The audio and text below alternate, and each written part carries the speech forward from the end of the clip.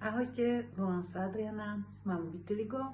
Vitiligo mám približne od roku 2005, kde mi začalo na rukách, na prstoch. Je pravda, že vôbec celé roky som to neriešila, postupne sa rozširovalo. Mala som flakatú celú tvár, čelo, veľké flaky, bradu, oči, pod nosom, okolo úst. Začalo postupne z rúk prechádzať lakte, kolena, píšťale. Je pravda, že neriešila som to, až keď som to videla na druhých ľuďoch, tak som si to uvedomila vlastne, aká som flakatá. A jednoho dňa sa mi objavilo na internete e-shop, Vitiligo shop.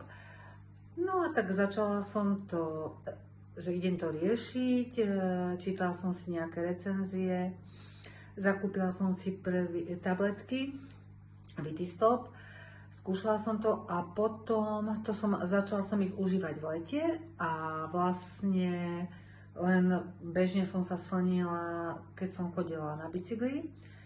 No a potom, keď som zistila, že je dobre to spojiť s UVB svetlom, ktoré vlastne je aj v slnku, ale UVB lampa, ktorá na to existuje a určité krémy ako Vitigel a Protopik, tak som začala chodiť na kožné.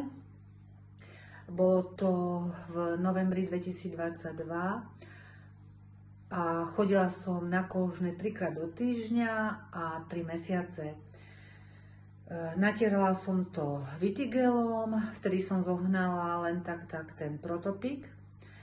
Začala som repigmentovať na tvári, začalo mi repigmentovať brucho, ruky, ale po tých 3 mesiacoch, keď som tam skončila a to, čo začalo repigmentovať, ostalo na bode mrazu, ostalo to tak som vlastne to skúsila znova o rok v decembri 23, čo je vlastne nedávno. No a vtedy už aj to UVB svetlo som používala tiež 3-krát do týždňa, ale postupne sme išli viac a viac, až som ostala na 6 minútach 30 sekundách, ale chodila som tam 5 mesiacov, 3 krát do týždňa. Takže tvár sa mi úplne zrepigmentovala, úplne mini fliačik tam mám. Ruky začínajú tiež krásne sa to celovať, toto bolo celé biele, boli veľa flakov. Krásne to ide brucho, idú nohy. Takže chcem len odporúčiť tým, ktorí, ak sa tým trápia, prestaňte sa trápiť.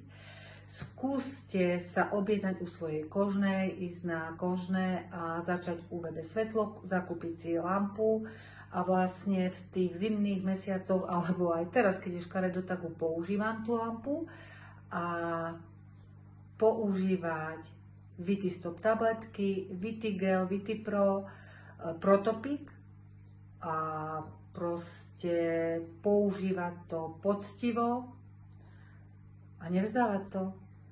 Návyk, automatizácia, ktorá vlastne platí aj v bežnom živote.